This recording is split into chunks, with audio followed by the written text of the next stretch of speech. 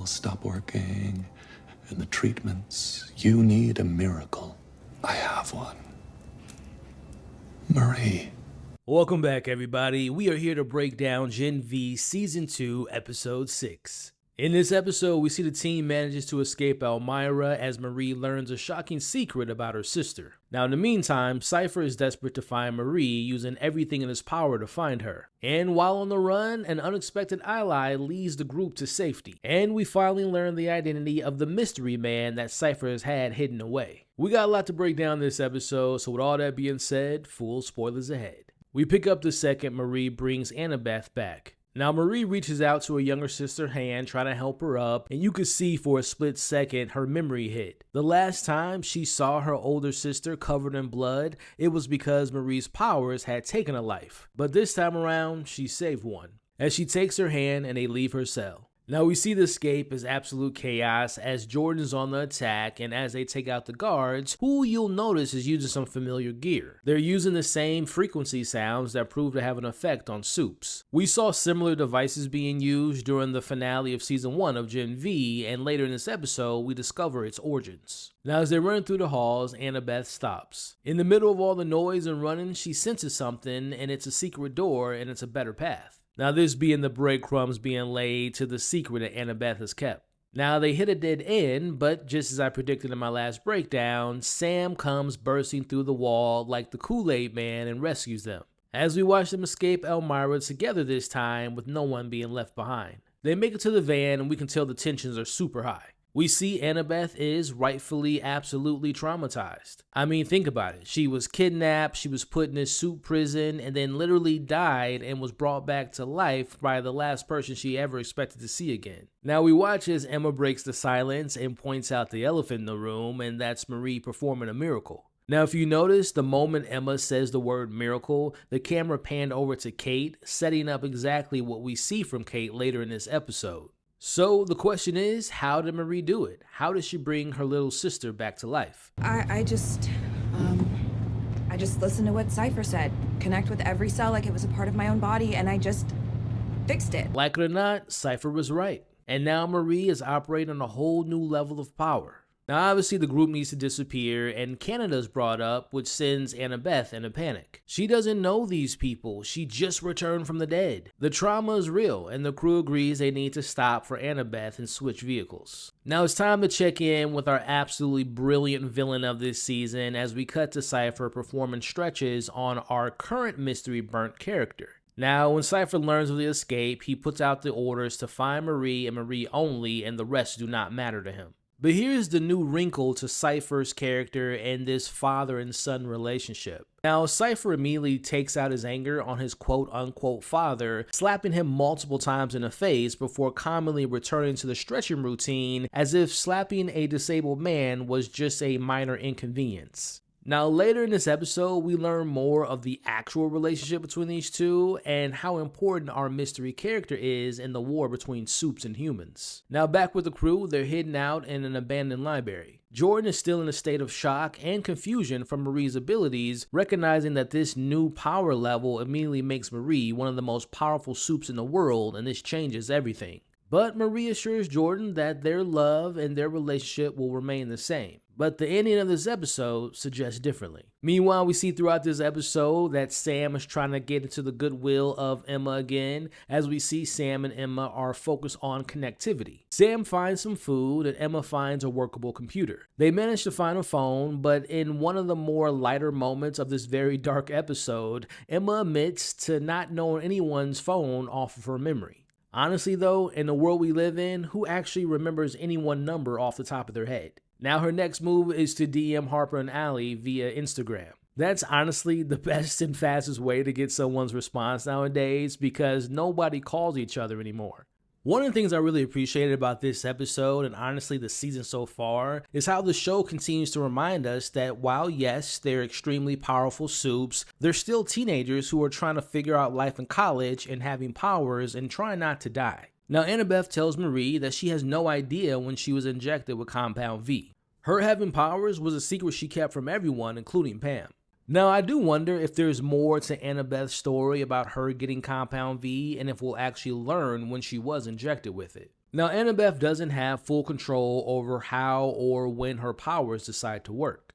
And speaking of her powers give her the ability to have visions of the future.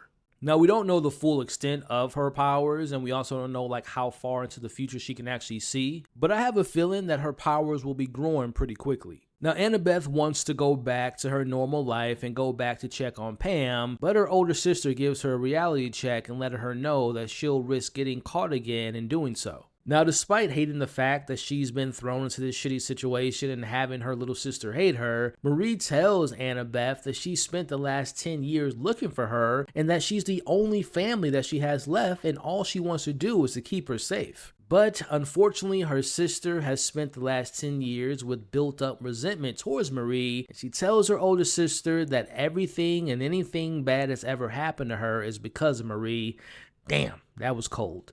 You know, I'll be honest, I'm really enjoying this dynamic so far between two sisters because obviously you can understand both sides. Now, as an audience, we've spent more time with Marie, but at the same time, I can understand where Annabeth is coming from. Like, that has to be such a traumatic situation to be in, to have your sister, who you love and who you look up to, but the fact that she killed your parents, that has to do something to you. So again, I'm loving the dynamic, I'm loving the writing, and I'm really excited to learn more and explore more of this sisterhood. Now, we follow up with Polarity after suffering that seizure last episode as he surprisingly wakes up in his bed and he sees Cipher next to it. Now, Cipher wants Polarity to deliver a message to Marie, and that's for her to return to the campus to continue their training, and if she does so, everyone will be safe, including her sister. Now, Polarity knows that Cipher can't be trusted, so he refuses. Now, we watch as Cipher continues to poke the bear by bringing up Andre again, and he mentions how he had multiple seizures and that Cipher claims that he tried to fix Andre but wasn't able to. Cipher says that he's found a way to fix things like what happened with Andre, and that's in Marie, the miracle. Now, Polarity's phone goes off, and it's Harper calling to let him know about the situation with the crew, as we watch Cipher puppets Polarity and gets the crew's location. Now, back with the crew, Marie uses their old childhood routine to help Annabeth through a panic attack. Now, Annabeth thanks her sister, but she also realizes the life Pam gave her is gone forever. Now, just as Marie promises to fix things, Annabeth senses danger. As a hammer comes crashing in, it's Vicor, the Vought Viking, crashing the party. Now, I want to go back for a second because I find it interesting that Annabeth said that she really can't control her powers, and they don't work a lot of the times, but since she's been resurrected, they've come in handy twice in this episode already. It makes me wonder if Marie can actually amplify Soup's powers and their abilities as well, really being the definition of a fixer of all things. Now, back to the big action set piece of this episode, we see Sam and Jordan engage in this fight, but they are unequipped to go against this Viking.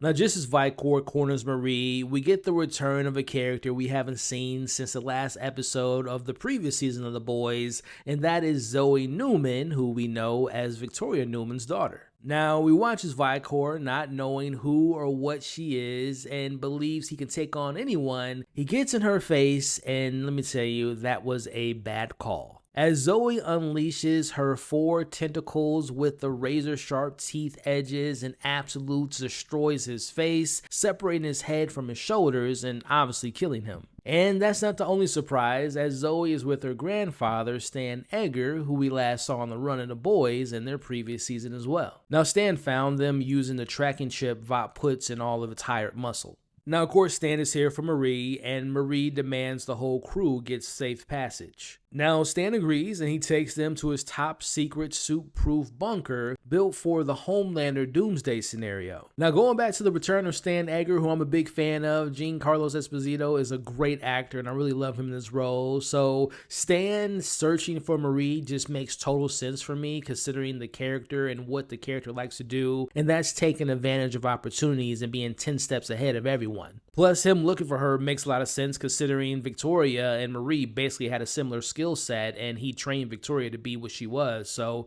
I love this kind of tie-in, and this just speaks to how this show handles crossovers and tie-ins. They're not just glorified cameos. It actually makes sense within the narrative of the story. Now, in the bunker, it is time for truths and answers over cooked dinner made by Stan himself. Now, he tells the crew the original idea behind Project Odessa was conceived by Thomas Godokin, and it was to create these god-tier soups. Think Omega mutants in the X-Men universe. Stan tells them that Cipher took what Thomas Godolkin started and ultimately failed at, which we saw back in episode 1 of this season, and Cipher found a way to make it work, and the only two survivors of Project Odessa were Marie and Homelander. Now, with that reveal, I guess I have a question, and that being, Stan said that Marie didn't show signs of having powers when she was in the program, but if Marie survived Odessa, why would they let her go and live with her parents? You would think Cipher would have kept Marie to test on her to see how she survived this program,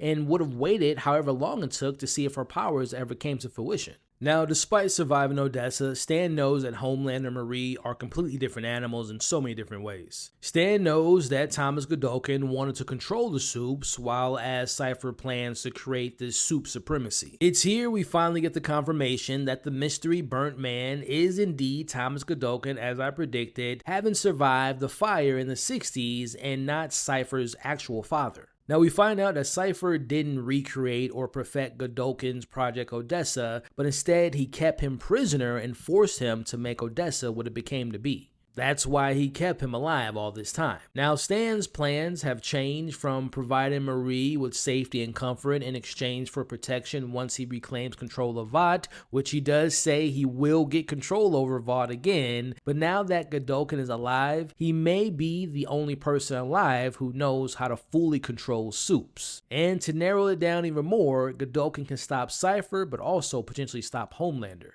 Now, after finding out what Cipher wants, Stan shows Marie Godolkin's old files showing his work on high-frequency whistle device and other equipment that can subdue Supes. Again, we saw some of those ideas in action in this show, including at the start of this very episode. But I guess the real question is there a massive version of this device somewhere, and it's something that can take down Supes on a global scale? Now, taking a break from Marie, Cipher, and Godolkin stuff into some much needed character healing. Now, Sam owns his mistakes and he apologizes to Emma and expresses that he hopes that they can start over someday. Honestly, I hope that they can start over, and I hope at the very least they can at least be friends again, because as you all know, I do not trust Greg. Now, follow that up with a brilliant connection as we see Annabeth bonds with Zoe, and the reason I say brilliant connection is because these are two characters who understand the pain of having their parents taken away from them. Annabeth shares a touching memory of Marie being a big sister to her during Halloween. It's subtle, but it shows that the decade worth of resentment is finally cracking. This scene and earlier when Marie helped her sister with her panic attack is showing that she's slowly starting to trust her sister again, and the one accidental incident that Marie had does not define her. Now, as we come to the end of this episode, we see Jordan and Marie share a moment in peace, promising they'll figure things out together. Now, back with Cipher and Polarity, Cipher, frustrated by his plan that failed, he makes Polarity slap himself. Now, Cipher shares with Polarity his plans on how he wants to reduce the herd of Supes across the world, and he wants to start this at God U by eliminating 75% of the student body to find the strongest Supes. Only the strong will survive. Now, yet again, we see Cipher brings up Andre, and he's about to make Polarity slap himself again, but we see Polarity stops him. With a surge of sheer willpower, Polarity throws the invincible Cipher out of the window. Polarity is shocked by this, but when he looks down, Cipher has vanished in a Michael Myers style. Now knowing what Cipher has up his sleeve, Polarity is now fully aware of the danger and the war is coming. Now, despite seeing what happened last time she left her friends back at Elmira, our last scene shows Marie leaving yet again. Now, I don't think Marie leaving is because she's afraid or she's lost, but maybe she just has accepted the fact that she's who Cipher wants and doesn't want to put her friends, but more importantly, doesn't want to put her sister through any more stress or suffering, and she knows she is the best way to assure their safety, but also she wants to kill Cipher, and in killing him, that will protect them all. Now, as Marie's leaving, we see that Kate's following her and she wants her to heal her. Remember, Emma called Marie a miracle and Cipher called her a fixer. Now, Kate believes Marie can heal her, and if she fixes her, she'll be able to help keep Cipher out of her head when making her next move when coming face to face with him again. As we see, Marie walks away and Kate trails behind her. as the rest of the crew is left behind yet again. Now, will someone like Jordan and Emma feel like Marie abandoned them again, or will they accept that she is taking on the role of a protector? Either way, Marie just walked into the center of a storm, and she's bringing the one person who knows how to break minds with her. Now, speaking to that last scene, I'm assuming Marie is going to return to campus to allow Cipher to continue his training, to allow her to fully get into her strength and to get to her full potential. And while doing that, she'll figure out a way to heal Kate. Sounds pretty simple, but knowing Cipher, it's not going to be that easy. Which, speaking of Cipher, I do wonder what his full capabilities are. Now, the reason I say that is because we saw how he wasn't able to fully control Jordan in the ring a few episodes ago, and in this very episode, we saw Polarity was able to fight back. Now, you would think that Cipher would be able to just puppet Marie and make her do whatever he wants her to, but I think that's his weakness. I don't think he can control or fully control someone for a long period of time if they're strong-willed. Now, I also wonder if Stan will play a key role for the remaining 2 episodes of this season. Now, sticking with Stan, he's been walking that thin line, and I don't really know if we can fully trust him. Now, in this episode, he did say he will be getting powers back at Vought, and I would imagine in doing so, there's going to be some double crossing, some manipulation. So again, can we fully trust Stan to actually help out our crew? Now, speaking of Thomas Godolkin, he seems to be a key player in stopping the Supes, including Homelander and Cipher, who I would imagine after seeing the abusive side of their relationship, I'm sure Thomas Godolkin will love to get his payback on Cipher. So overall, I thought this was another really solid episode, a really emotionally satisfying episode as well. Again, we get to see that these are still just kids, just teenagers on the go trying to figure things out, but at the same time, we can also see they're growing as people. I really like seeing both Zoe and Stan in the mix, especially Zoe because it makes sense. She's mixing in with the younger crew and she's not just around the adults in the boys universe. So I really like Zoe mixing it in here. And speaking of Zoe, I do wonder if they're going to maybe use her to make Ryan join them at some point as well. And in doing so, they have a pretty interesting resistance team that they're building up, almost like the Young Avengers. So with all that said, man, what did you all think about this episode? Let me know your thoughts, your theories, your predictions for the weeks ahead. What was your favorite moment, your major takeaway? Let's talk about it all in the comments below. Now, if you all have made it to this point in the breakdown, I really appreciate the support. Do me a favor, put in the comments right now, #Canada. Thank you all for watching or listening to my breakdown of episode 6 of season 2 of Gen V. If you all enjoyed my breakdown, do me a favor, hit that thumbs up, and in doing so, there's a cool new feature on YouTube called the hype button, which allows this video to spread out to new viewers. Which, speaking of, please do me a favor, hit that share button. Share this video to anyone and everyone you know that loves talking about this show just as much as we do. And last but not least, please consider sticking around by subscribing to the channel today. Now, if you all are listening to this via Apple Podcasts or Spotify, please do me a favor and share the podcast. Leave your thoughts about the episode in the comments and follow the podcast and leave a review and rating. I would really appreciate that support. Alrighty, y'all. Don't forget, you all are awesome. Stay safe, and I will see you next week for episode 7 of season 2 of Gen V.